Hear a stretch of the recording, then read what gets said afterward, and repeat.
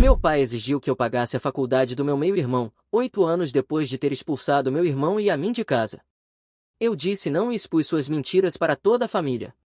E aí, Reddit, fui expulso de casa aos 18 anos, construí uma vida e depois acolhi meu irmão quando ele passou pela mesma porcaria. Depois de 8 anos sem contato, minha madrasta descobriu que eu estava pagando a faculdade do meu irmão e meu pai me ligou exigindo que eu também pagasse a faculdade do meu meio-irmão. O que se seguiu foi um verdadeiro caos. Aqui está o que aconteceu há 11 anos, quando eu, homem de 30 anos, tinha 17 anos e meu irmãozinho Elias tinha 10. Nossa mãe morreu, câncer é uma desgraça, e vê-la definhar por 2 anos quebrou algo em todos nós. Meu pai lidou com isso como um verdadeiro campeão, basicamente se desligando mentalmente por volta do 18º mês do tratamento dela. Mamãe ainda não estava nem fria por 3 dias quando papai estava no telefone, não para organizar o funeral, mas para baixar o maldito Tinder. Peguei ele deslizando perfis enquanto eu tentava escrever o obituário da mamãe, porque ele não conseguia encontrar as palavras certas. Aparentemente, as palavras certas eram um recém-viúvo, pronto para conhecer alguém. 3 meses depois, papai anuncia que está namorando alguém. O nome dela era Karen, antes que você pergunte, sim, ela correspondia a todos os estereótipos que esse nome carrega. Era aquele tipo de mãe suburbana loira de garrafa que dirigia um Escalade branco e tinha opiniões fortes sobre tudo orgânico.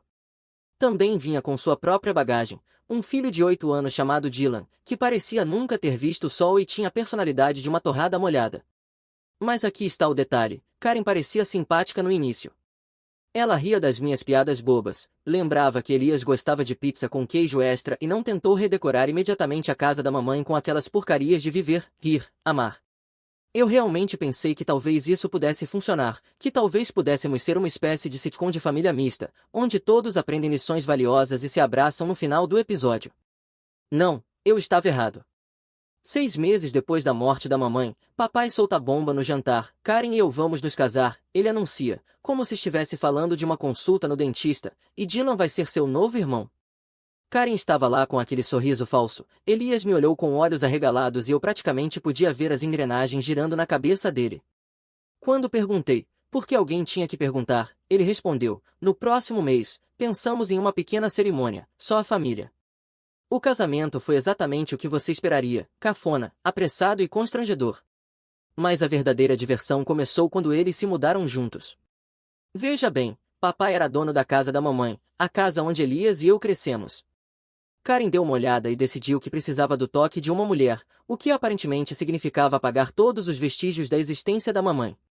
Primeiro foram pequenas coisas. As canecas de café da mamãe desapareceram, substituídas por um conjunto genérico que Karen comprou no Target. As almofadas de crochê da mamãe foram trocadas por umas feias e bege. A caixa de receitas da mamãe misteriosamente foi parar na pilha de venda de garagem.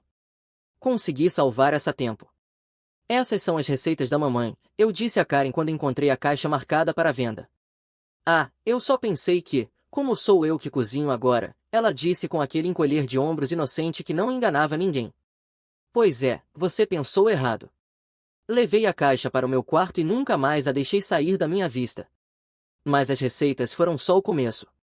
Depois vieram as fotos, Karen começou a reorganizar os álbuns, o que significou que qualquer foto da mamãe foi relegada a caixas no sótão, as fotos de família na lareira, de repente, eram todas da nova família misturada, com a mamãe praticamente apagada da história. E Dylan? Dylan era criança dourada desde o primeiro dia. Esse garoto não conseguia limpar a própria bunda sem receber uma ovação de pé. Tirava nota ruim em matemática. Ah, Dylan é mais do tipo criativo. Quebrava alguma coisa? Acontece. Enquanto isso, se Elias esquecesse de colocar a louça na lava-louças, virava um caso federal. Eu tentava ser o amortecedor. Quando Karen fazia comentários maldosos sobre a atitude de Elias, eu mudava de assunto. Quando papai faltava a eventos escolares do Elias para ir aos jogos do Dylan, eu ia no lugar. Quando Dylan quebrava as coisas do Elias, eu substituía com meu próprio dinheiro do trabalho na loja de ferragens. Mas era uma batalha perdida. As regras da casa ficaram ridículas. Dylan tinha banheiro próprio, Elias dividia o do corredor com os convidados, Dylan tinha prioridade na TV, os amigos de Dylan eram sempre bem-vindos, mas nós tínhamos que pedir permissão com 24 horas de antecedência. É sobre aprender respeito e responsabilidade, Karen dizia sempre que eu apontava a injustiça. As coisas realmente desandaram no meu último ano do ensino médio. Eu faria 18 anos em 3 meses e papai começou a fazer comentários sobre me preparar para o mundo real e aprender a ser independente. No começo achei que era coisa normal de pai, mas então ouvi a conversa que mudou tudo. Estava voltando da casa do meu amigo Jake e ouvi papai e Karen falando na cozinha. Não podemos continuar sustentando eles para sempre, Karen dizia. Eu sei, mas eles são meus filhos e Dylan é seu filho também. Agora precisamos pensar no futuro dele, no fundo da faculdade dele. Você não pode continuar dividindo recursos entre 3 meninos, quando um deles nem é realmente seu. Fiquei parado no corredor, com o coração disparado. Meu próprio pai estava discutindo me expulsar de casa como se fossemos colegas de quarto indesejados. Foi quando percebi que já não éramos mais uma família. Nós éramos obstáculos para a fantasia da família nuclear perfeita da Karen. E meu pai estava disposto a sacrificar o próprio sangue para deixar sua nova esposa feliz. Subi devagar as escadas e encontrei Elias no quarto fazendo o dever de casa. Ele olhou para cima quando entrei e devo ter parecido que tinha visto um fantasma, porque ele imediatamente perguntou: o que houve? Como você explica que o homem que deveria te proteger está ativamente conspirando para se livrar de você? Nada, campeão, eu disse, sentando-me na cama dele. Só me promete uma coisa, tá? Não importa o que aconteça, você sabe que sempre pode contar comigo, sempre. Ele assentiu, confuso mas confiando. Você vai para algum lugar? Eu não consegui responder. No meu aniversário de 18 anos, Karen fez o jantar, naturalmente a refeição favorita de Dylan, e havia um bolo estranho com Feliz Aniversário escrito com cobertura de supermercado. Meu pai me deu um cartão com $50 e pediu para eu ficar depois do jantar. Filho, agora você é um homem. É hora de começar a seguir seu próprio caminho no mundo. Sua mãe e eu sempre planejamos que, quando vocês completassem 18 anos, se tornariam independentes. Isso constrói caráter. O que exatamente você está dizendo, pai? Hora de encontrar seu próprio lugar, conseguir seu próprio emprego, começar sua vida adulta. Então você está me expulsando no meu aniversário de 18 anos? Estou te lançando na vida adulta, é diferente. Claro que era. Quando? No final da semana, assim você tem tempo de fazer os arranjos. Subi para o meu quarto e liguei para Jake. Ele atendeu no segundo toque. Cara, o que foi? Jake, preciso de um favor, um grande. 20 minutos depois, Jake e o pai dele, Tom, estavam na minha porta. Tom era tudo que meu pai não era, estável, confiável, o tipo de homem que treinava beisebol infantil não pela glória, mas porque as crianças precisavam de modelos positivos. Quando mamãe estava doente, Tom foi quem me levava para o treino quando meu pai estava ocupado demais com o trabalho. Jake e eu éramos melhores amigos desde os 7 anos. A mãe dele costumava brincar que eles deveriam me adotar, já que eu passava mais tempo na casa deles do que na minha. Depois que mamãe morreu, essa piada começou a parecer menos piada e mais previsão. Então, disse Tom depois que expliquei a situação, seu pai está te expulsando 3 meses antes de você se formar no ensino médio porque você fez 18 anos? É para construir caráter, eu disse, e até eu pude ouvir a amargura na minha voz. Tom olhou para Jake e depois para mim. Arrume suas coisas, você vai ficar com a gente até descobrir o que fazer. Passei os 3 dias seguintes levando minhas coisas para a casa do Jake. Papai me ajudou a carregar caixas para o carro, agindo todo prestativo e apoiador, como se estivesse me fazendo um favor. Karen fez um grande teatro de estar triste por me ver ir embora, mas eu a vi medindo meu quarto com uma fita métrica no dia anterior à minha partida, provavelmente planejando a expansão de Dylan para uma suíte. A pior parte foi deixar Elias. Meu irmãozinho ficou na entrada tentando não chorar e eu me senti o maior pedaço de lixo do mundo por abandoná-lo, mas que escolha eu tinha? Eu tinha 18 anos, $300 no bolso e nenhum direito legal de levá-lo comigo. Não é para sempre, eu disse a ele. Vou te ligar todos os dias, e aconteça o que acontecer, você me conta, tá? Ele assentiu, enxugando os olhos.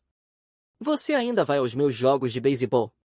Todos, sem faltar um, prometi. Jake e eu nos formamos juntos em maio.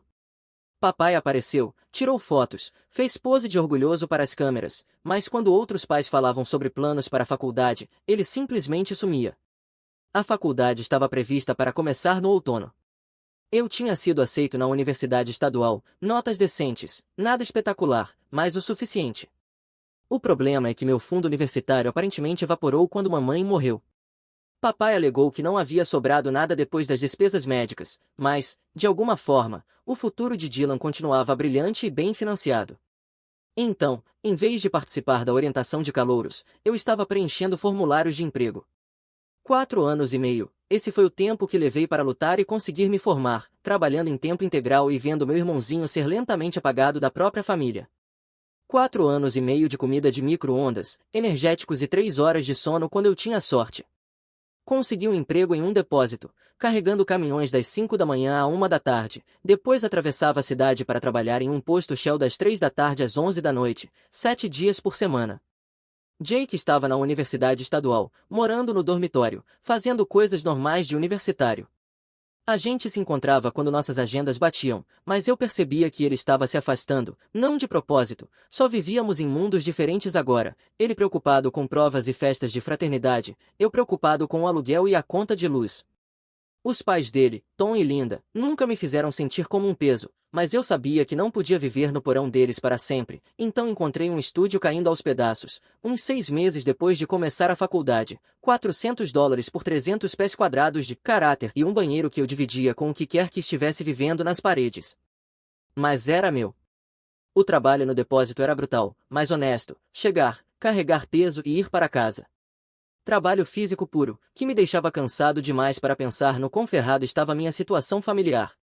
Já o posto de gasolina era pior, turno da noite em um bairro duvidoso, lidando com bêbados, viciados e adolescentes.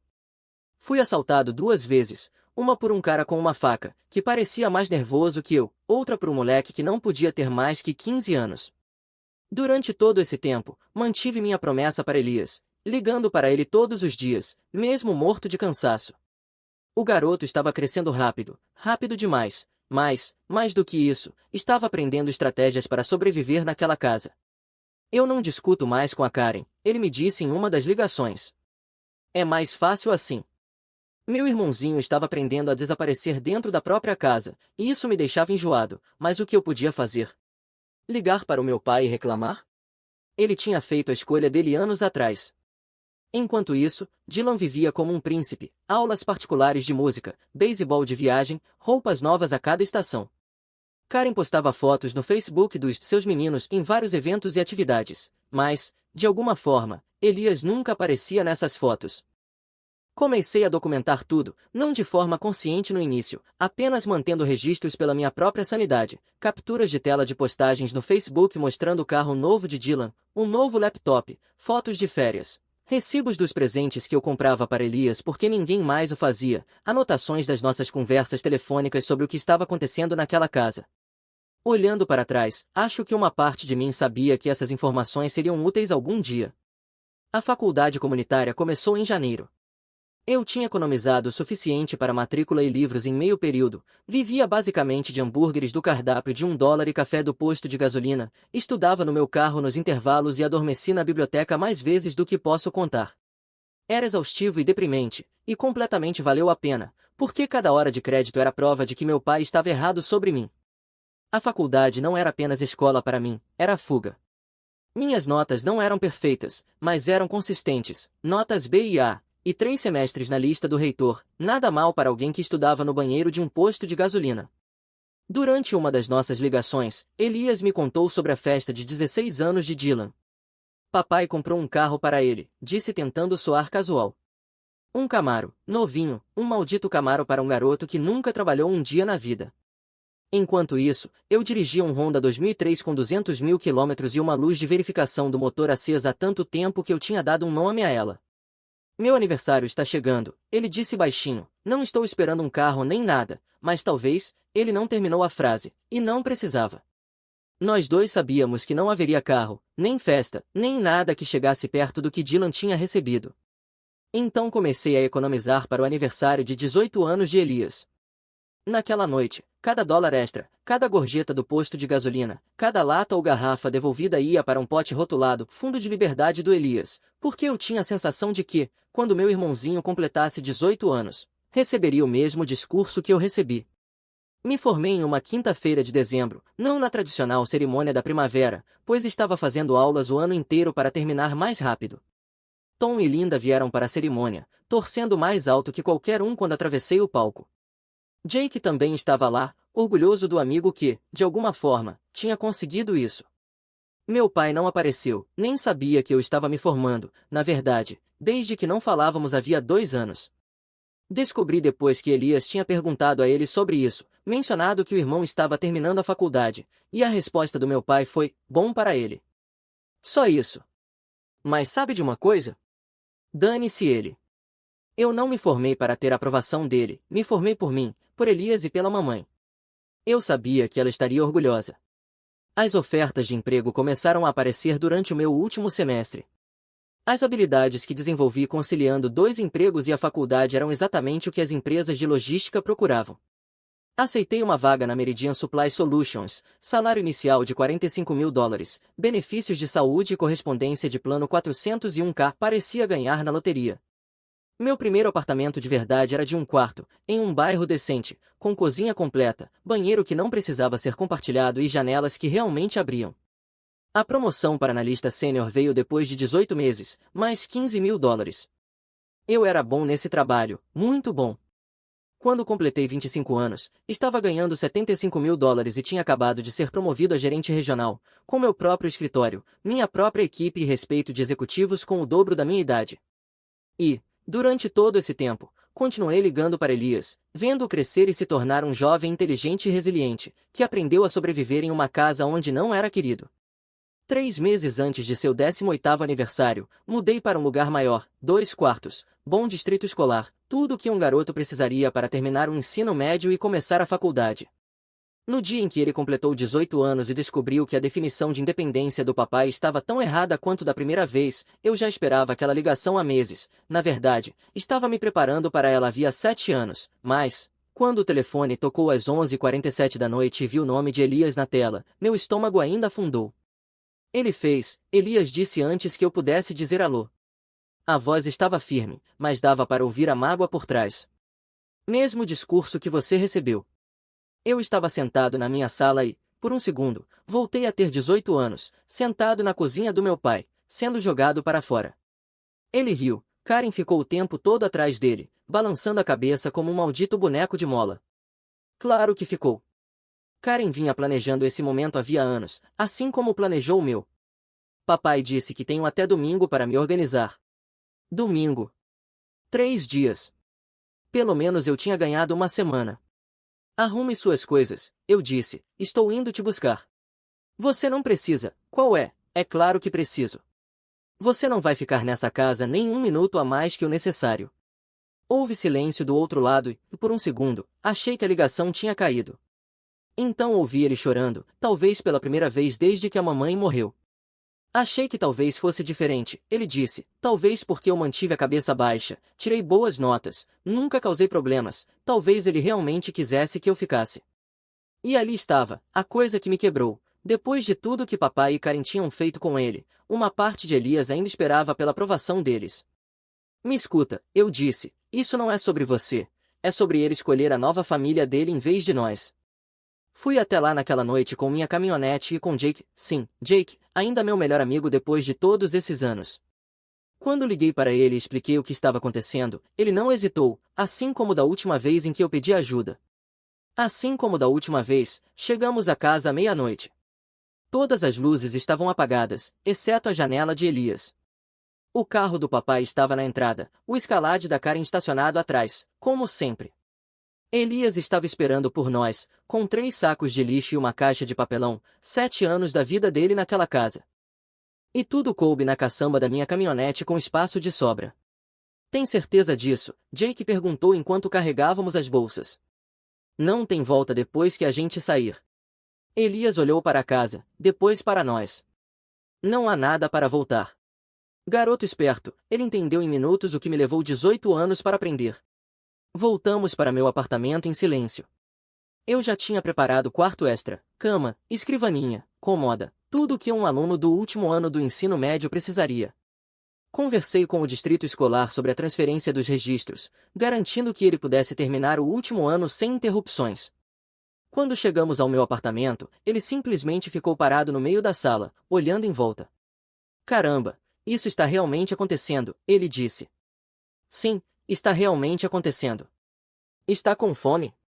Acabamos pedindo pizza às 2 da manhã e ficamos acordados até o amanhecer conversando, não sobre papai ou Karen ou a bagunça que deixamos para trás, mas sobre o futuro, sobre todas as possibilidades que se abrem quando você não está constantemente pisando em ovos.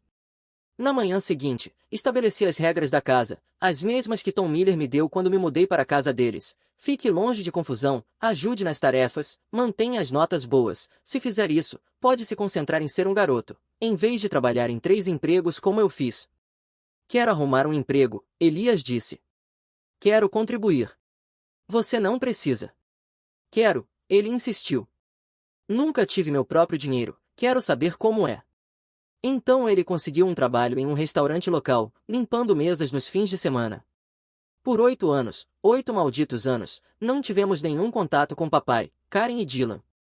Silêncio total, como se nunca tivessem existido. E, sinceramente, estávamos melhor assim. Elias terminou o ensino médio com média de 3,9, entrou na universidade estadual com uma bolsa acadêmica, não era integral, mas suficiente para cobrir a maior parte da mensalidade. Eu disse que cuidaria do resto, que ele deveria se concentrar nos estudos e não se preocupar com dinheiro. Tem certeza? Ele perguntou. Faculdade é cara. Terapia também, eu disse, e prefiro pagar sua educação do que pagar alguém para ouvir suas reclamações. Ele riu disso, mas eu estava falando sério. Cada dólar que eu gastava na faculdade dele era um vai se ferrar para a filosofia do papai. Durante esses 8 anos, continuei subindo na carreira, de gerente regional para gerente distrital, depois vice-presidente de operações. Aos 30 anos, eu ganhava 6 dígitos e tinha um escritório de canto com vista. Conheci Sarah em 2021, ela era diretora de marketing que conheci através do trabalho, inteligente, engraçada e completamente imune às besteiras corporativas. Quando contei a ela sobre minha situação familiar, ela não tentou consertar ou sugerir reconciliação, apenas disse perda deles e quis dizer isso de verdade. Sarah adorava Elias como o irmão mais novo que nunca teve, ajudou-o a escolher disciplinas, ensinou-o a dirigir carro manual, brincava sobre a vida amorosa dele como uma irmã mais velha de verdade. Pela primeira vez desde que mamãe morreu, sentimos que tínhamos uma família de verdade outra vez. Então, de alguma forma, eles descobriram que eu estava pagando a faculdade de Elias. A ligação veio numa tarde de segunda-feira. Minha assistente interrompeu uma reunião com o cliente. Desculpe, mas você tem uma ligação de alguém dizendo ser sua madrasta, ela diz que é urgente. Eu me desculpei e atendi. Alô? Oi, aqui é a Karen, espero que você esteja bem.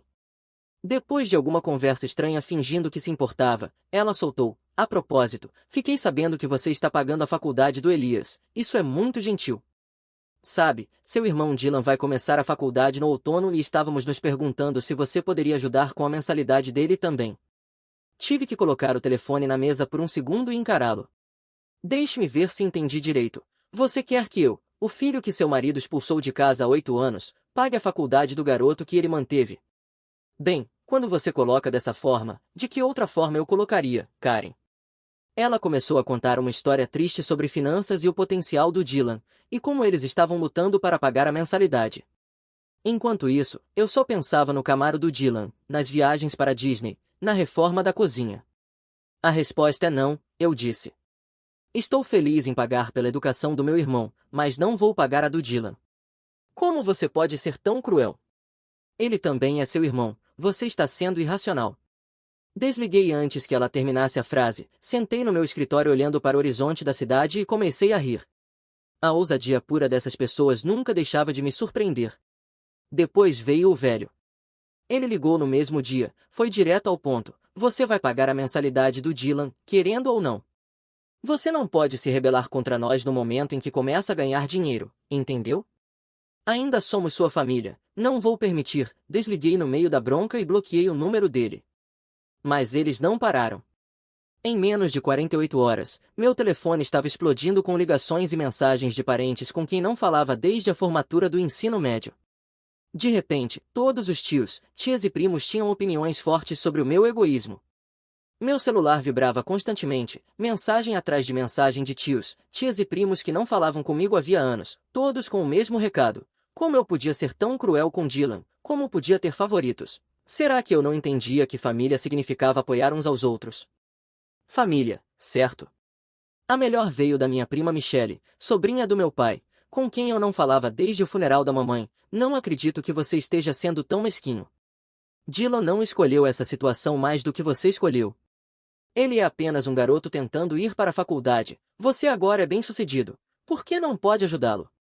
É o que sua mãe teria querido.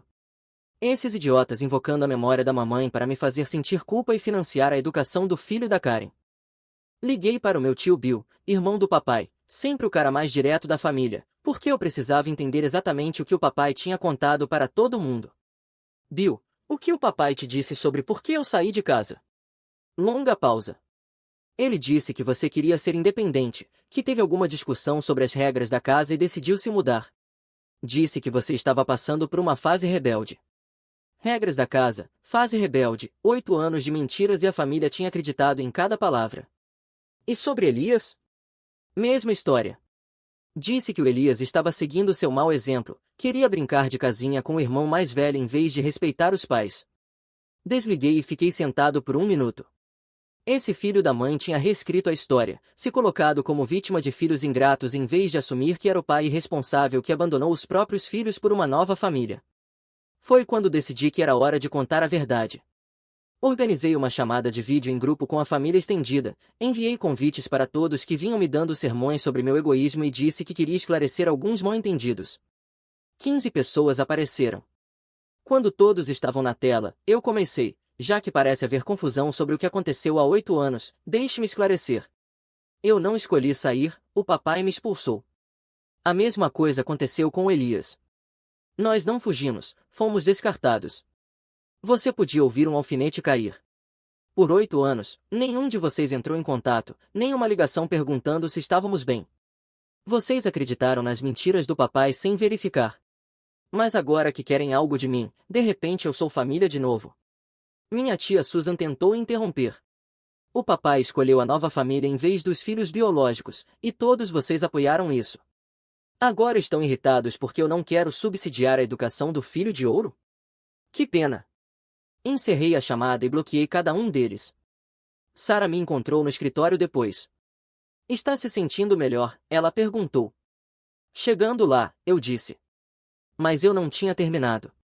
Algo nessa situação estava me incomodando. Como exatamente eles descobriram que eu estava pagando a faculdade do Elias?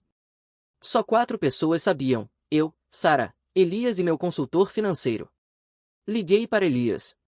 Quem mais sabe sobre os pagamentos da mensalidade?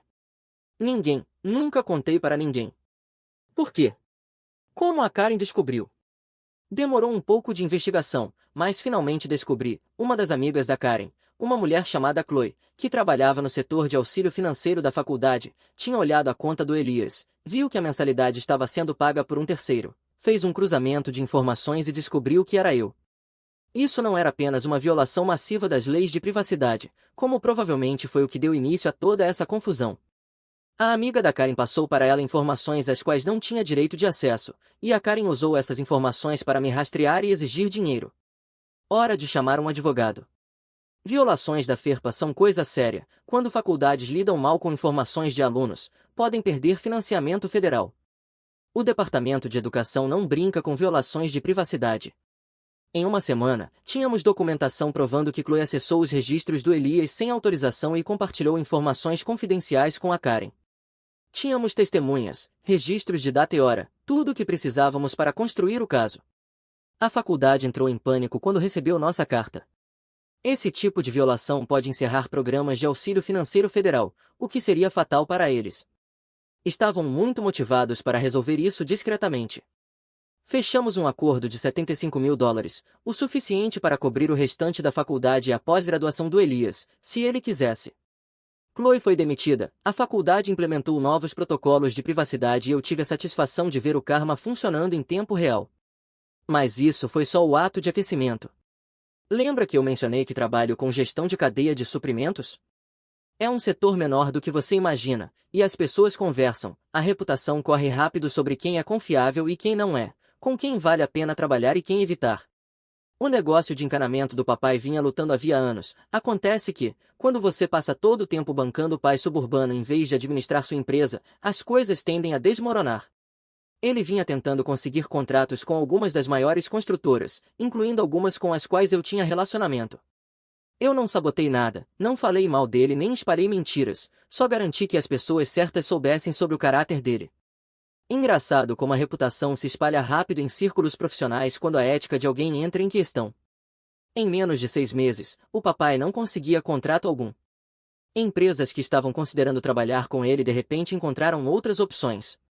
As linhas de crédito secaram, fornecedores começaram a exigir pagamento adiantado. O estilo de vida suburbano que ele tinha construído com crédito e conversa fiada começou a ruir. Ele teve que vender a casa da mamãe, onde Elias e eu crescemos, e se mudar para um aluguel do outro lado da cidade. Reduziu tudo, demitiu metade da equipe. Dylan teve que sair da faculdade particular para ir para a faculdade comunitária porque não podiam mais pagar a mensalidade. E a Karen, doce Karen, que passou 8 anos vivendo de herança dos filhos de outra pessoa, pediu o divórcio 6 meses depois que o dinheiro acabou. Aparentemente, o amor dela dependia da capacidade do papai de manter o padrão de vida que ela estava acostumada. Ela ficou com metade do pouco que restava, voltou a morar com os pais e imediatamente começou a namorar outro cara com melhores perspectivas financeiras. Dylan foi com ela. Naturalmente, o garoto nunca viu o papai como seu verdadeiro pai mesmo. Então ficou o papai, sozinho, quebrado e abandonado pela nova família que ele escolheu no lugar dos filhos biológicos. A ironia era tão perfeita que quase me fez sentir pena dele, quase. Sabe o que dizem sobre o karma? É uma vadia paciente, mas sempre cobra. No início de 2022, a vida do papai tinha implodido completamente. O negócio se foi, a casa se foi, Karen se foi e Dylan tinha seguido a mãe para algum novo sugar daddy que ela encontrou. Papai estava trabalhando como empregado pela primeira vez em 20 anos, vivendo em um apartamento ruim e provavelmente se perguntando onde tudo deu errado. Eu deveria estar satisfeito. O homem que tinha expulsado os próprios filhos para brincar de casinha com a família de substituição teve exatamente o que merecia. Mas ainda havia mais um capítulo para encerrar. Veja, eu vinha documentando tudo por 8 anos, cada desfeita contra Elias, cada postagem no Facebook sobre as conquistas de Dylan enquanto ignorava as realizações do enteado, cada reunião de família para a qual não fomos convidados. Eu tinha registros desde o dia em que fui expulso. Por quê? Porque uma parte de mim sabia que este momento chegaria. A ligação veio em um domingo à noite. Eu estava em casa com Sarah, fazendo jantar e conversando sobre nossos planos para o fim de semana, quando vi o número do papai no meu celular. Quase não atendi, não falávamos havia 8 anos, desde o dia em que fui buscar o Elias, mas a curiosidade venceu. Alô, filho, a voz dele soava mais velha, cansada. Eu estava esperando que pudéssemos conversar, filho. Naquele momento, eu era filho outra vez. Sobre o quê? Sobre família, sobre acertar as coisas. Coloquei o telefone no viva-voz para Sarah ouvir, ela levantou a sobrancelha, mas não disse nada. Eu sei que cometi erros, continuou o papai. Sei que as coisas ficaram complicadas depois que sua mãe morreu e talvez eu não tenha lidado com a situação da melhor forma, mas somos família, isso tem que valer alguma coisa. Complicadas, era assim que ele estava chamando agora. O que você quer? Quero meus filhos de volta. Ah, que cara de pau. Longa pausa. Olha, achei que estava fazendo a coisa certa, ensinando vocês sobre responsabilidade, ajudando a se tornarem homens. Talvez meus métodos estivessem errados, mas minhas intenções eram boas. Claro, vamos falar sobre as intenções dele. E agora, o que mudou? Outra pausa. Estou ficando mais velho, perdi tudo, não quero perder meus filhos também. Lá estava, ele tinha perdido tudo e agora queria a gente de volta. Pai, deixa eu te perguntar uma coisa, nesses 8 anos desde que nos expulsou, quantas vezes ligou para saber como estávamos? Silêncio. Quantas vezes foi aos eventos escolares do Elias? Mais silêncio. Quantos aniversários você lembrou? Quantos feriados nos convidou? Achei que vocês não quisessem nada comigo. Éramos crianças, pai. Era seu trabalho manter o relacionamento, não o nosso. Eu podia ouvir a respiração dele do outro lado, provavelmente tentando achar um jeito de contornar aquilo. Sei que não fui perfeito, disse finalmente, mas estou disposto a fazer as pazes. Podemos começar de novo, deixar o passado para trás. Como se 8 anos de abandono fossem apenas águas passadas. E o Dylan? Perguntei. Ele faz parte dessa reunião de família? O Dylan, bem, o Dylan está com a mãe agora.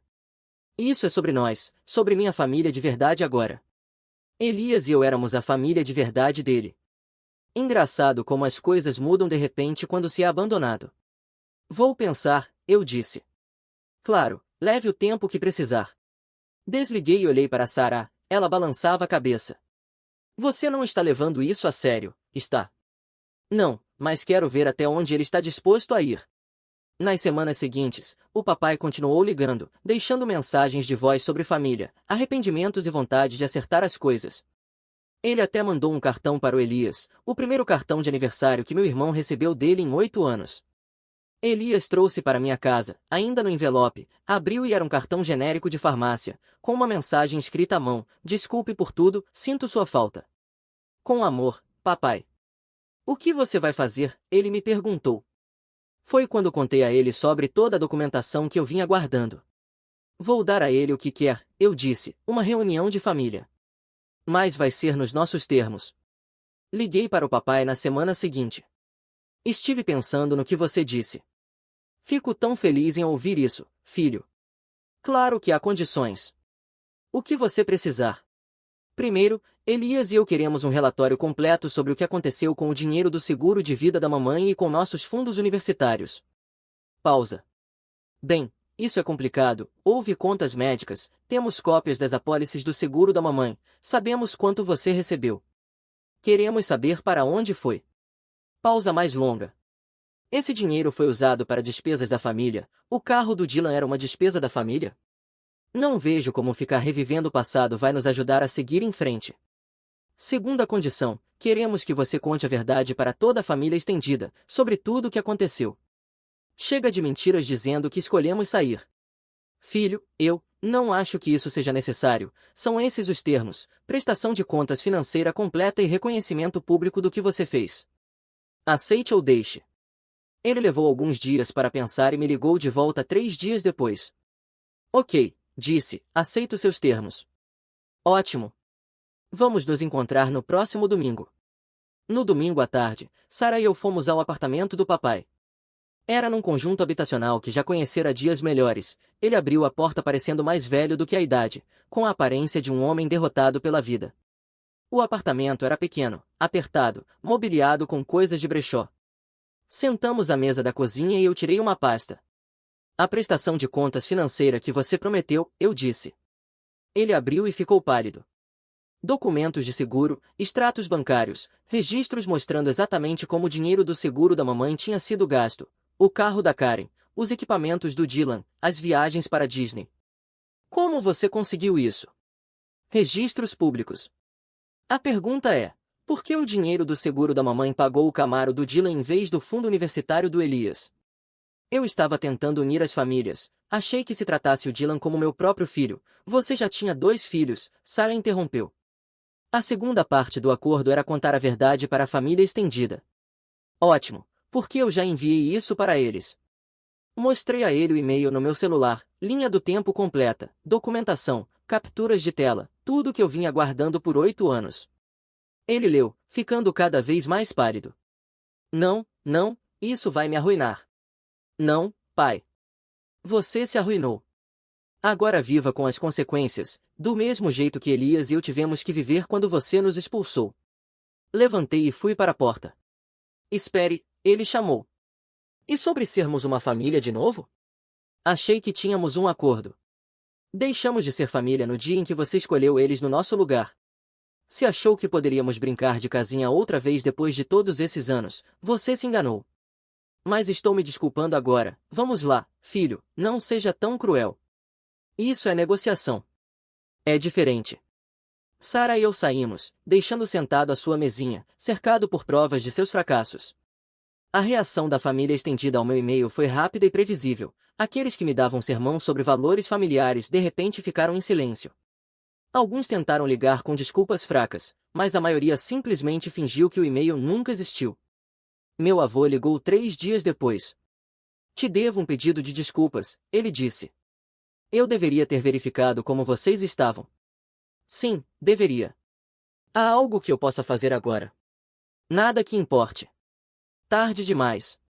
Ele não discutiu. Bom. Elias leu toda a documentação, viu as respostas fracas da família e apenas deu de ombros. Não estou surpreso, disse. Parei de esperar qualquer coisa deles anos atrás. O papai tentou ligar mais algumas vezes nos meses seguintes, mas nunca atendi. O que restava para dizer? Eu tinha dado a ele a reunião de família que queria, só não do jeito que ele imaginou. A última vez que ouvi falar dele foi pelo Jake, cuja mãe o encontrou no supermercado. Ele estava trabalhando em 2 empregos agora, tentando sair das dívidas, vivendo sozinho naquele apartamento triste. O que posso dizer? O karma é uma vadia. Meu filho disse que eu sou patético, não é de se admirar que a mamãe tenha me deixado pelo Greg. Agora o Greg está na prisão e meu filho quer a minha ajuda. Oi Reddit, provavelmente isto vai ser longo, mas eu preciso tirar isso do meu peito. Eu sou Rick, 55 anos, e toda essa confusão começou há cerca de 16 anos, quando me divorciei da minha ex-esposa Tara. Nosso filho Evan tinha 12 anos na época e, honestamente, eu pensei que estávamos lidando bem com a situação para um menino de pais separados. Eu estava errado. A batalha pela custódia não deveria ter sido complicada. Inicialmente concordamos com a guarda compartilhada, mas então Tara decidiu mudar o jogo. De repente, eu estava sendo pintado como um pai negligente que escolheu o trabalho em vez da família. Para contextualizar, sou engenheiro civil, não é exatamente glamouroso, mas paga as contas. Meu trabalho exige que eu esteja no local de obras de infraestrutura, às vezes fora da cidade por semanas. Não é como se eu estivesse festejando em Las Vegas, eu estava literalmente construindo pontes e estações de tratamento de água. Tara criou uma narrativa no tribunal de que eu era emocionalmente indisponível e priorizava o avanço de carreira em vez das responsabilidades parentais. O advogado dela fez parecer que eu era um tubarão corporativo subindo na hierarquia, em vez de um cara que fazia horas extras para manter a família financeiramente estável. O juiz acreditou parcialmente e acabei ficando com finais de semana alternados e alguns feriados. Então o Greg apareceu.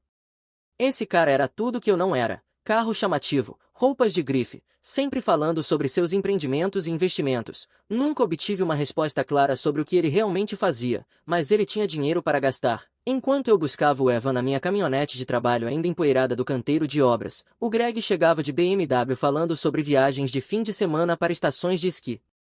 O primeiro sinal de alerta deveria ter sido quando Evan começou a chegar na minha casa com uma nova atitude em relação ao meu trabalho.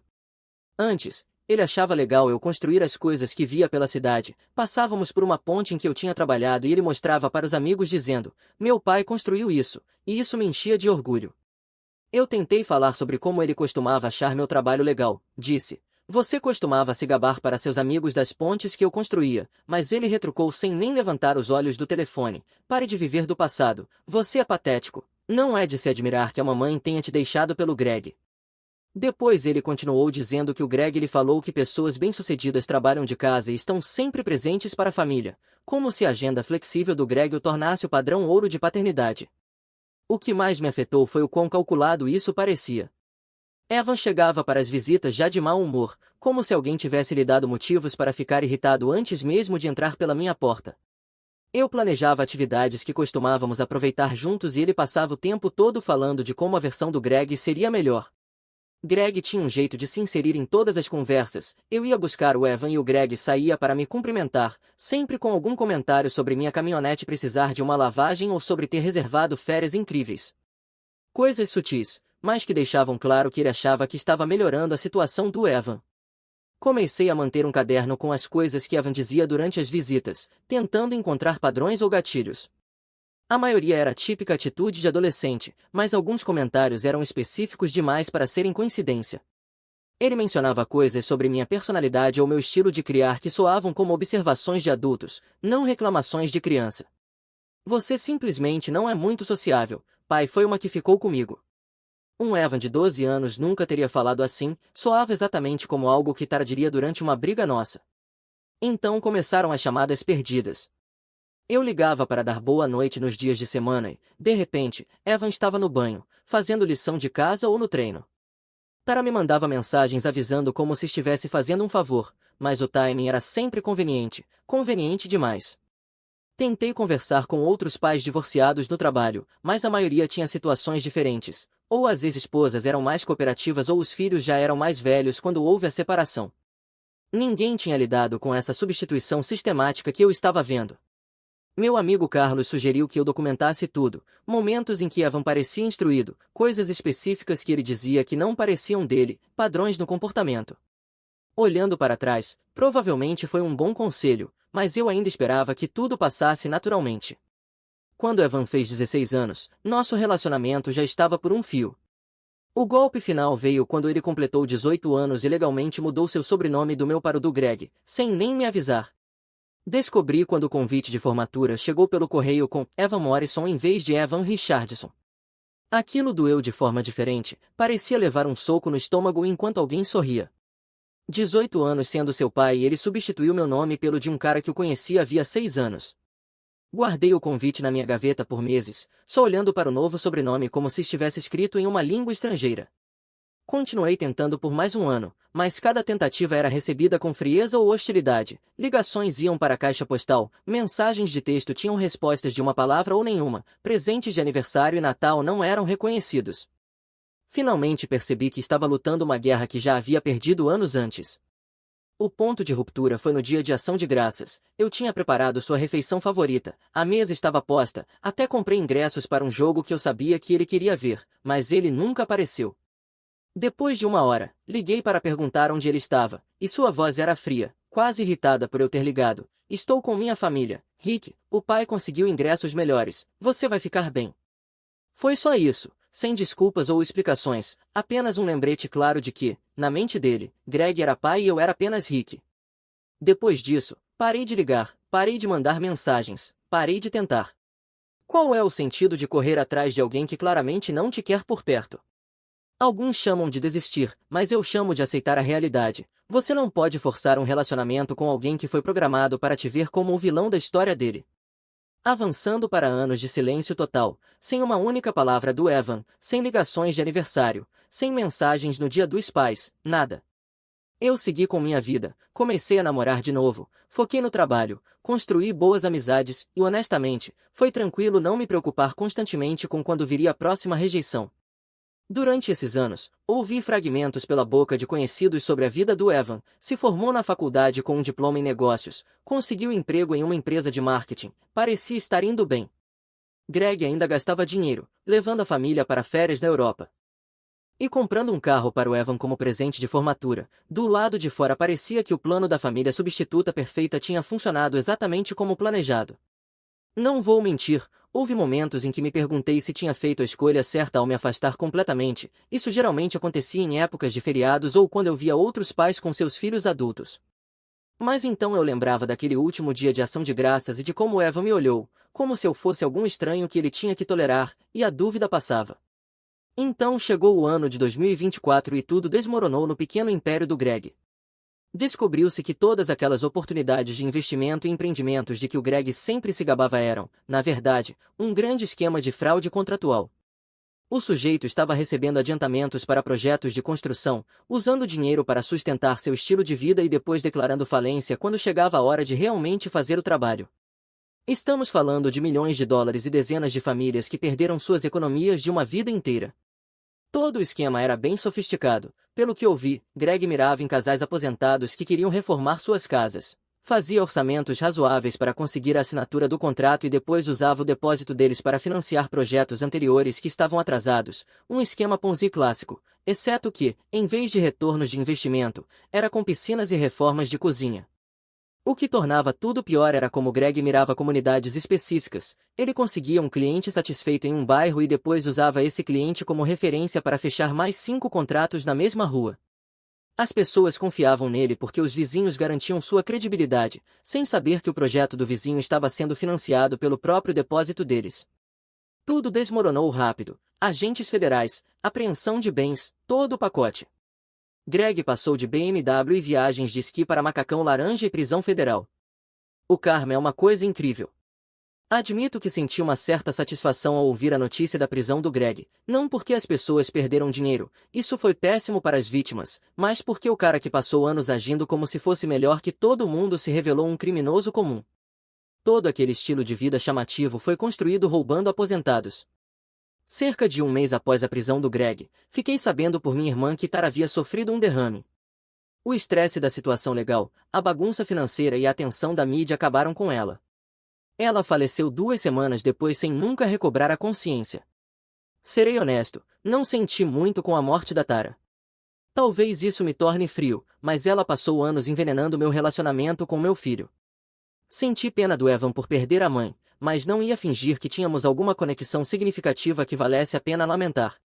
Então, cerca de 3 semanas após o funeral, meu telefone vibrou com uma mensagem de um número que eu não reconhecia, mas eu sabia quem era antes mesmo de abrir. Oi, aqui é o Evan. Preciso te fazer algumas perguntas sobre falência corporativa e títulos de propriedade. Podemos conversar? Para constar, sou engenheiro civil, não advogado, mas anos lidando com reivindicações de construção, ônus e criação de LLCs me deram conhecimento suficiente sobre títulos e contratos. Ainda assim, eu não estava exatamente oferecendo consultas gratuitas para uma família estranha.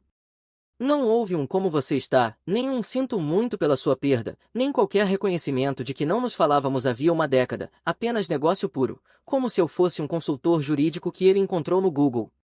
Fiquei olhando para aquela mensagem por cerca de 1 hora até que outra chegou. A mamãe tinha alguns bens envolvidos nos negócios do Greg. Os advogados estão perguntando sobre membros da família que possam ter experiência financeira. Seu nome apareceu. Meu nome apareceu. Depois de anos sendo apagado da vida dele, de repente meu nome aparecia porque ele precisava de algo.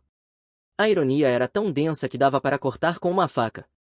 Outras mensagens vieram nos dias seguintes. Perguntas sobre proteção de bens, processos de falência, como separar propriedade pessoal de ativos empresariais, todas escritas como e-mails de um cliente, não como mensagens de um filho para o pai, profissionais, frias, transacionais. As perguntas ficaram mais específicas com o passar dos dias. Ele queria saber sobre isenções de residência, proteções de contas de aposentadoria, se apólices de seguro de vida poderiam ser confiscadas em processos de falência. Coisas realmente técnicas que mostravam que ele estava com sérios problemas financeiros.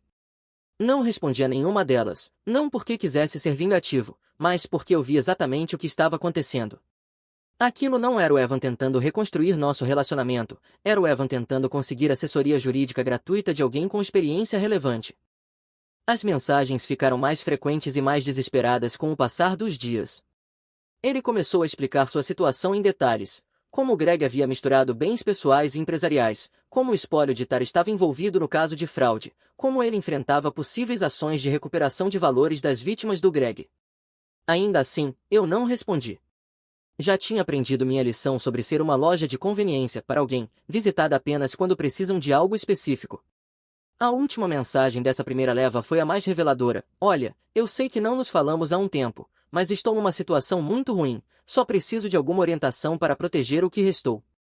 Um tempo, anos de silêncio total, era um tempo. Isso basicamente resumia o quão pouco o nosso relacionamento significava para ele. Quando as mensagens não funcionaram, Evan passou para a fase 2, recrutar membros da família para me fazer sentir culpa e me convencer a ajudar.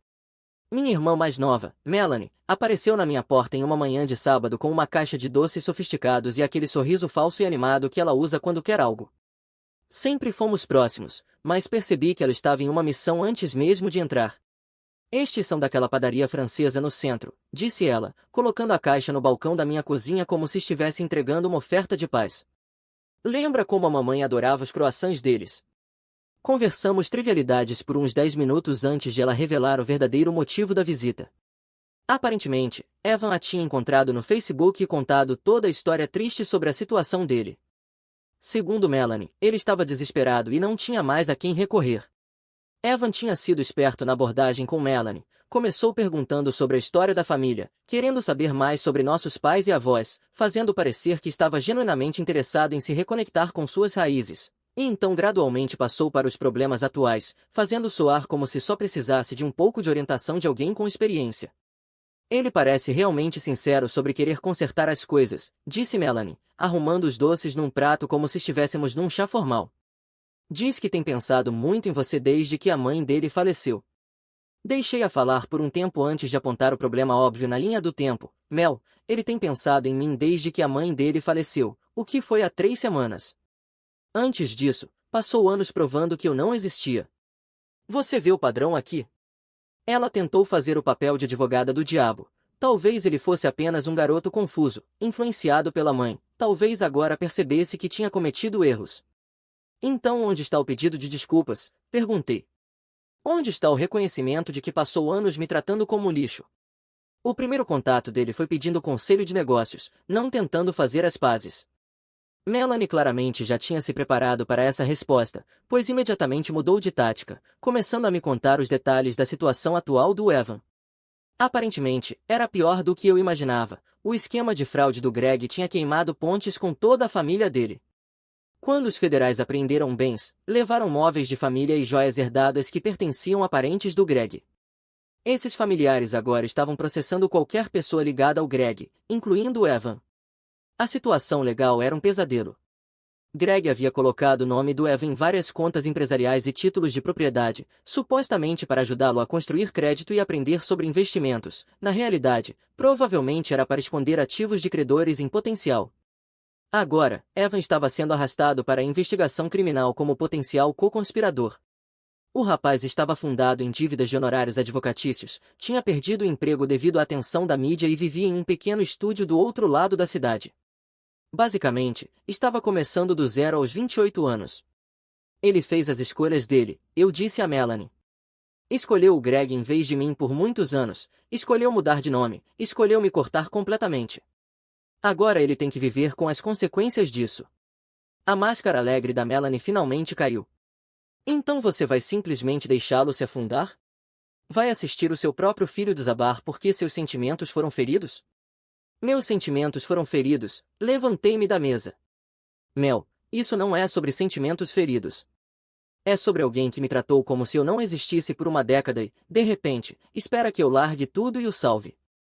Não é assim que funcionam os relacionamentos. Ela pegou a bolsa e deixou os doces no balcão. Espero que consiga viver consigo mesmo se algo acontecer com ele, disse ela ao sair, tática clássica de culpa, tentando me responsabilizar pelas escolhas do Evan e pelas consequências. Mas eu tive anos para processar essa situação e não ia cair nessa. 3 semanas após a visita da Melanie, recebi uma intimação judicial. Aparentemente, eu estava sendo chamado como testemunha no processo civil contra o esquema de fraude do Greg. Minha primeira reação foi achar que só podia ser algum engano, eu não tinha nenhuma ligação com os negócios do Greg e não falava com ninguém envolvido havia anos. Então li os detalhes e percebi o que tinha acontecido. Evan tinha me listado como consultor financeiro da família, que o estava ajudando a navegar pelas complexidades legais do caso de fraude. De acordo com as declarações dele, nós tínhamos nos reconectado recentemente e eu estava oferecendo orientação sobre proteção de ativos e processos de falência. Basicamente, ele tinha usado meu nome e meu histórico profissional para parecer mais confiável e responsável perante o tribunal, fazendo parecer que tinha apoio familiar com conhecimento, em vez de ser apenas um garoto perdido tentando salvar a própria pele. Fui intimado e os autos anexos incluíam cópias das declarações do Evan. Ler aquilo foi como assistir alguém reescrever a história em tempo real. Ele afirmava que estávamos em contato regular desde a morte da mãe dele e que eu tinha sido fundamental para ajudá-lo a entender as implicações legais da fraude do Greg. E que minha orientação o tinha ajudado a tomar decisões responsáveis sobre proteger bens legítimos. Nada disso era verdade, obviamente, mas pintava a imagem de um jovem que estava cooperando com as autoridades e recebendo bons conselhos de um membro da família qualificado. Provavelmente ajudava o caso dele a parecer muito melhor do que o de um garoto confuso que assinava qualquer documento que o padrasto criminoso colocava na frente dele. Contratei um advogado imediatamente, porque aquilo estava entrando em um território onde eu poderia ser arrastado para o pesadelo jurídico de outra pessoa. Meu advogado, Dave, era direto e já tinha lidado com algumas disputas de construção para minha empresa ao longo dos anos. Isso é na verdade bem simples, disse Dave depois de revisar a papelada. Só precisamos provar que você não teve contato com seu filho e que não teve envolvimento algum nisso. Você tem registros telefônicos, certo? Registros de chamadas, histórico de mensagens de texto, histórico de e-mails, eu tinha tudo. Anos de documentação mostrando zero comunicação entre mim e Evan até 3 semanas atrás. Dave disse que era o caso mais claro de falsa representação que ele já tinha visto. A audiência civil foi marcada para uma manhã de quinta-feira no centro de Denver. Eu apareci com meu melhor terno, trouxe toda a minha documentação e me preparei para esclarecer os fatos. O que eu não estava preparado era para ouvir toda a história de como Greg havia manipulado a situação durante a minha batalha original pela custódia. Uma das outras testemunhas era Mike Torres, ex-sócio de negócios do Greg, que tinha saído da operação antes dela desmoronar. Enquanto ele era questionado sobre os padrões de negócios e credibilidade do Greg, trouxe à tona algo que eu não esperava. Greg costumava se gabar de substituir pais nas famílias das namoradas. Mike testemunhou. Greg me disse especificamente que tinha convencido Tara a alienar o ex-marido durante a disputa de custódia.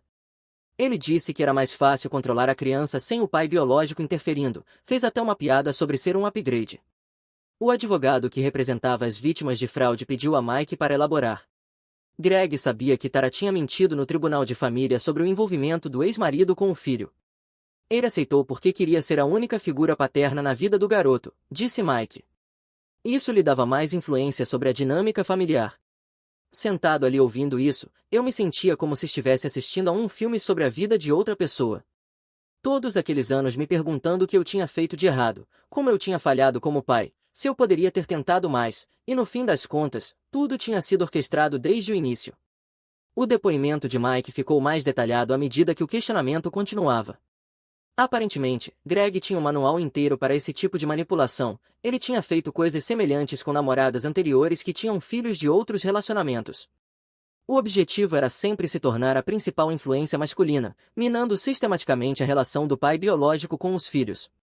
Greg chamava isso de reestruturação estratégica da família, contou Mike, como se fosse algum tipo de estratégia de negócios em vez de manipulação psicológica. Quando chegou a minha vez de testemunhar, apresentei simplesmente as provas, registros telefônicos mostrando nenhum contato, histórico de e-mails com zero comunicação, histórico de mensagens de texto completamente vazio até os pedidos recentes do Evan por conselhos jurídicos. Sr. Richardson, perguntou o advogado da parte contrária, em algum momento o senhor forneceu orientação financeira ou jurídica ao seu filho sobre este caso? Não, não forneci. Não falo com meu filho há anos, até ele me mandar mensagens 3 semanas atrás pedindo conselhos jurídicos gratuitos. E o senhor respondeu a esses pedidos? Não, não respondi. Todo o depoimento durou cerca de 2 horas. Depois, Dave confirmou o que eu já sabia, eu estava completamente livre de qualquer envolvimento no caso de fraude, e as alegações do Evan sobre nossa recente reconexão foram facilmente desmentidas. Mas o dano estava feito, pelo menos no que dizia respeito a como eu via a situação. Evan não tinha apenas me procurado porque estava desesperado, ele tinha usado ativamente meu nome e minha reputação para tentar melhorar sua posição em um processo judicial. Ele mentiu para advogados e tribunais sobre o estado do nosso relacionamento para se beneficiar. Isso cruzou a linha de patético para antiético. Um mês após o depoimento, eu estava organizando um pequeno churrasco para alguns vizinhos e amigos de trabalho, nada sofisticado, apenas hambúrgueres e cervejas no meu quintal numa tarde de sábado, talvez 12 pessoas ao todo, incluindo algumas famílias com crianças. Eu estava cuidando da grelha, conversando sobre trabalho com meu vizinho Jim sobre um projeto de tratamento de água em que nós dois estávamos envolvidos, quando ouvi uma voz atrás de mim que não ouvia pessoalmente havia mais de uma década: pai. Virei-me e lá estava Evan, parado no meu portão dos fundos com uma mulher que eu não reconhecia e um carrinho de bebê. Ele parecia mais velho, obviamente, mas também mais abatido, mais magro do que eu lembrava, com olheiras que o faziam parecer exausto. Evan, eu não saí da grelha. O que você está fazendo aqui? Eu estava no bairro e vi os carros, pensei que talvez pudéssemos conversar. A mulher com ele parecia desconfortável, como se não quisesse estar ali. A criança no carrinho tinha talvez 2 anos, cabelo loiro, olhos grandes, completamente alheia à atenção. Esta é Sarah, disse Evan, apontando para a mulher, e esta é Emma, minha filha, minha neta. A ideia me atingiu de forma estranha, porque eu nunca tinha considerado essa possibilidade. Em anos de zero contato, nunca me perguntei se Evan tinha filhos, se eu tinha netos que nunca conheci. Sarah claramente era nova nessa situação, continuava olhando de mim para Evan, como se tentasse entender o que estava acontecendo, provavelmente tinha recebido alguma versão suavizada da nossa história familiar, onde o pai era apenas difícil de alcançar ou ocupado com o trabalho. Mas antes que eu pudesse processar totalmente, Evan fez um movimento que ainda me irrita quando penso nisso. Ele foi até Jean e sua esposa Karen, que estavam sentados à mesa do meu pátio com suas bebidas, e se apresentou. Oi, eu sou Evan, filho dele, disse apontando para mim. Esta é minha namorada Sarah e minha filha Emma. Emma, você pode dizer oi para o vovô? A criança acenou do carrinho e disse algo que poderia ter sido oi ou poderia ter sido um balbucio sem sentido. Jean e Karen imediatamente entraram no modo de avós, comentando sobre como ela era fofa e perguntando quantos anos tinha. Ela tem quase 2, disse Evan, sorrindo como um pai orgulhoso. Na verdade, esta é a primeira vez que ela encontra o vovô. Estávamos querendo visitar há um tempo. Primeiro, ele me disse que estava no bairro e viu os carros, agindo de forma casual. Depois, para meus convidados, mudou a história. Estávamos querendo visitar há um tempo já. Mesma visita, duas histórias diferentes, uma para mim, outra para a plateia. Observei essa encenação com crescente irritação.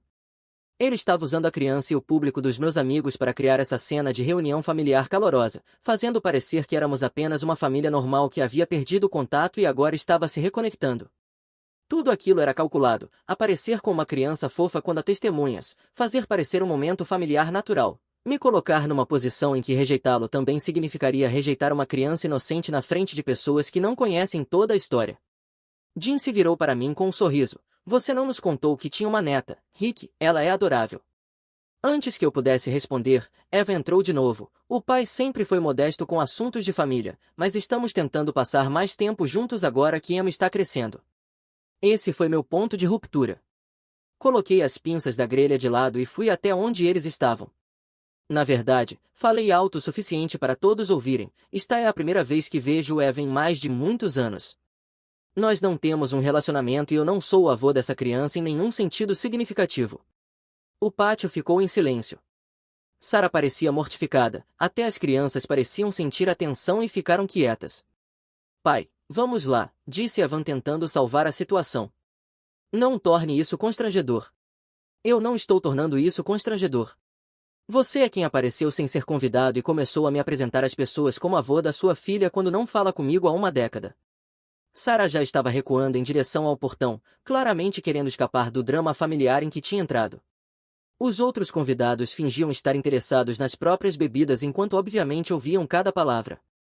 Jim e Karen trocaram olhares desconfortáveis, algumas outras conversas no pátio pararam e as pessoas estavam claramente prestando atenção. Acho melhor irmos, disse Sarah baixinho, já virando o carrinho para o portão.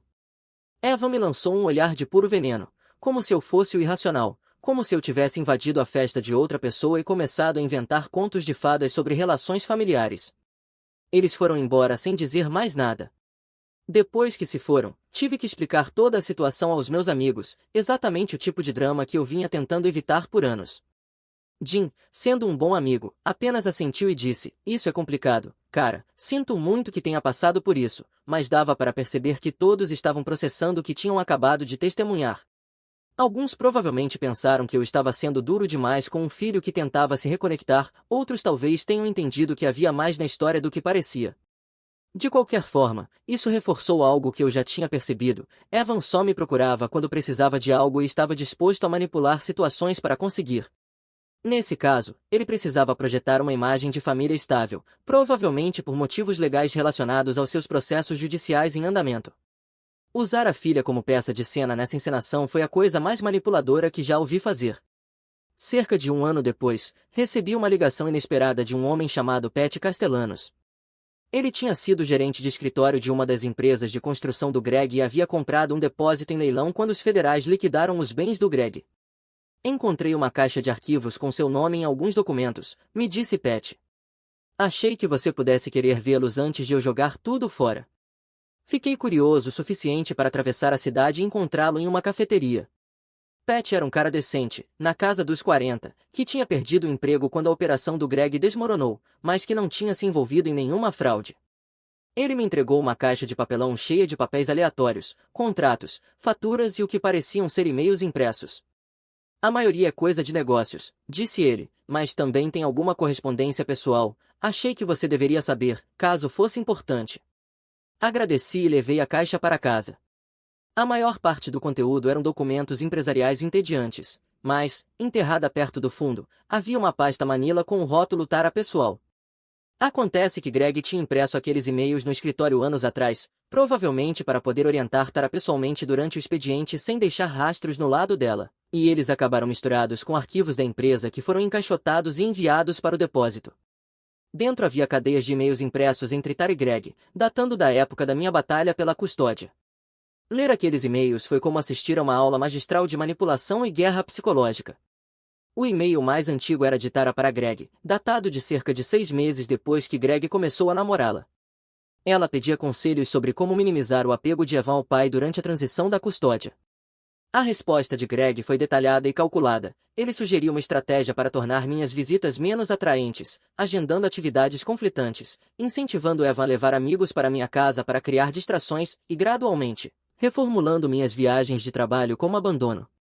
Mas a pior parte foi como eles coordenaram o testemunho do Evan para a audiência de modificação de custódia. Tara tinha escrito roteiros detalhados para Evan memorizar, sobre sentir-se inseguro e negligenciado durante nossas visitas. Greg o orientou sobre frases específicas a serem usadas que soariam convincentes para um juiz de tribunal de família. Um e-mail de Greg para Tara me revirou o estômago. O garoto está ficando bom nisso. Fiz ele praticar a frase "o pai se importa mais com o trabalho do que comigo" até soar natural. O juiz vai adorar. Eles transformaram meu filho de 12 anos em um ator no drama deles no tribunal, ensinando-o a mentir sobre nosso relacionamento para servir aos próprios interesses. A troca de e-mails continuou por anos, documentando os esforços contínuos deles para me alienar do Evan. Eles celebravam pequenas vitórias quando Evan parava de perguntar sobre me visitar, quando concordava em mudar o sobrenome, quando parava de me mencionar aos amigos na escola. Greg se gabou em um e-mail de como era mais fácil ser pai de verdade sem eu interferir, escreveu sobre moldar Evan para ser alguém que compartilhasse seus valores e prioridades, tratando meu filho como algum tipo de projeto a ser concluído. Havia instruções específicas sobre como lidar com minhas tentativas de manter contato. Tara deveria filtrar todas as ligações e inventar desculpas para o Evan não falar comigo, se eu sugerisse atividades para nossos fins de semana juntos. Ela deveria pré-planejar eventos conflitantes que parecessem mais atraentes. O segredo é fazê-lo pensar que o pai é entediante e pouco confiável, Greg escreveu em um e-mail. O garoto vai naturalmente se aproximar de quem tornar a vida dele mais emocionante. Eles até tinham estratégias para lidar com os presentes que eu enviava, em vez de simplesmente ficar com eles, esperavam alguns dias e depois faziam Evan doá-los para a caridade, explicando que ele não precisava de mais coisas e preferia ajudar crianças menos afortunadas. Isso me fazia parecer egoísta por tentar comprar o afeto dele, enquanto eles pareciam generosos e socialmente conscientes. O último e-mail da cadeia era de pouco antes de Evan completar 18 anos. Tara estava preocupada que, quando Evan se tornasse adulto, ele pudesse se reconectar comigo por conta própria. Greg a tranquilizou dizendo que o condicionamento psicológico era permanente e que Evan nunca me veria como nada mais do que um incômodo biológico. Fiquei sentado na minha cozinha lendo aqueles e-mails até as 2 da manhã, sentindo uma mistura de raiva e sensação de validação. Raiva, porque finalmente entendi toda a dimensão do que eles tinham feito para destruir meu relacionamento com meu filho. Validação, porque agora eu tinha provas de que meus instintos estavam certos o tempo todo, a alienação não tinha sido natural nem merecida. Fiz cópias de tudo e guardei os originais em um cofre. Parte de mim queria enviá-los imediatamente para Evan, para mostrar como ele havia sido manipulado e usado, mas uma parte maior percebeu que isso já não importava. Mesmo que Evan visse aqueles e-mails e entendesse o que tinha acontecido, isso não mudaria o fato de que ele passou 16 anos me tratando como lixo. Não apagaria os aniversários esquecidos, a mudança de sobrenome, a década de silêncio. Não restauraria o relacionamento que havíamos perdido. O dano estava feito e saber quem foi o responsável não diminuía a dor. 2 meses depois de ler os e-mails, meu telefone acendeu numa noite de terça-feira. Era Eva ligando, a primeira tentativa de conversa real em mais de uma década, apesar das mensagens que ele tinha enviado alguns meses antes. Sua caixa postal foi breve. Pai, preciso conversar, é importante, me liga. Eu não retornei. Mais 3 mensagens de voz vieram na semana seguinte, cada uma soando mais desesperada que a anterior. Finalmente, ele mudou para o e-mail. A linha de assunto era sobre os e-mails do Pat. Aparentemente, Pat havia mencionado ter me dado a caixa de documentos, e Evan ligou os pontos. O e-mail dele era mais longo do que qualquer comunicação que eu tinha recebido dele desde que ele era adolescente. Escreveu sobre descobrir que Greg e sua mãe o tinham manipulado durante a disputa de custódia, sobre perceber que suas memórias de eu estar ausente ou não me importar talvez não fossem precisas, sobre sentir-se confuso e com raiva e não saber mais no que acreditar. Eu não sei o que é real, escreveu. Tenho essas lembranças de você não aparecer, não se importar, escolher o trabalho em vez de mim, mas se mamãe e Greg mentiram sobre outras coisas, talvez também tenham mentido sobre isso. Preciso que você me ajude a entender o que realmente aconteceu. Foi a coisa mais honesta que ele já me disse, provavelmente, o mais próximo de um pedido de desculpas que eu receberia, mas ainda assim não era suficiente. Porque mesmo que Tara e Greg tenham plantado as sementes, Evan passou anos regando-as. Ele fez a escolha de me cortar completamente quando adulto, fez a escolha de mudar o sobrenome, fez a escolha de manter zero contato por uma década. Mais importante ainda, seu padrão de só me procurar quando precisava de algo não tinha mudado. Ele não me procurou para reconstruir nosso relacionamento ou porque sentia falta de ter um pai, ele me procurou porque estava confuso sobre o passado e queria que eu o ajudasse a entender. Eu ainda era apenas um recurso a ser usado quando conveniente. Redigi cerca de 6 respostas diferentes ao e-mail dele ao longo de 2 semanas. Algumas eram zangadas, explicando exatamente o quanto as escolhas dele tinham causado danos, outras eram educativas, detalhando exemplos específicos de como o tratamento dele me afetou, uma era até simpática, reconhecendo quão difícil devia ser perceber que havia sido manipulado. Mas, no fim, não enviei nenhuma delas, porque a verdade era mais simples do que tudo isso, eu tinha acabado. Não estava com raiva, não estava amargo, só tinha acabado. Você não pode reconstruir um relacionamento com alguém que só reconhece que você existe quando a rede de segurança dele desmorona. Você não pode confiar que alguém que passou anos te tratando como um estranho de repente vá se tornar família de novo quando for conveniente. Evan fez suas escolhas por 16 anos, escolheu Greg em vez de mim, escolheu a versão da Tara em vez de manter contato, escolheu me apagar completamente da vida dele. Essas escolhas tiveram consequências, e uma dessas consequências foi que, quando o mundo dele desmoronou, ele teve que enfrentá-lo sem o apoio de um pai. Mantive o e-mail dele na minha caixa de entrada por cerca de um mês e depois movi para uma pasta chamada História Antiga, junto com todas as outras tentativas dele de contato. A cada poucos meses, recebo atualizações através de Melanie sobre como ele está. Aparentemente, ele tem um emprego estável agora, se mudou para um apartamento melhor e até começou a namorar alguém novo. Fico feliz que ele esteja reconstruindo a vida, de verdade, mas o sucesso ou fracasso dele já não são mais minha responsabilidade, e a cura emocional dele não é minha função facilitar. Às vezes, as pessoas me perguntam se me arrependo de não ter respondido ao e-mail dele, se me pergunto o que poderia ter acontecido se eu tivesse dado outra chance. A resposta é não. Algumas pontes são queimadas de forma tão completa que tentar reconstruí-las só desperdiça o tempo de todos. Evan queria que eu explicasse o que realmente aconteceu durante a infância dele, para ajudá-lo a distinguir entre memórias reais e fabricadas. Mas a realidade é que o que realmente aconteceu não importa tanto quanto o que ele escolheu fazer a respeito, já adulto. Ele escolheu me tratar como se eu não existisse por anos, então, quando a vida dele ficou complicada e ele precisava de uma figura paterna para ajudá-lo a lidar com o trauma, eu escolhi deixá-lo descobrir sozinho. Para mim, isso parece justo.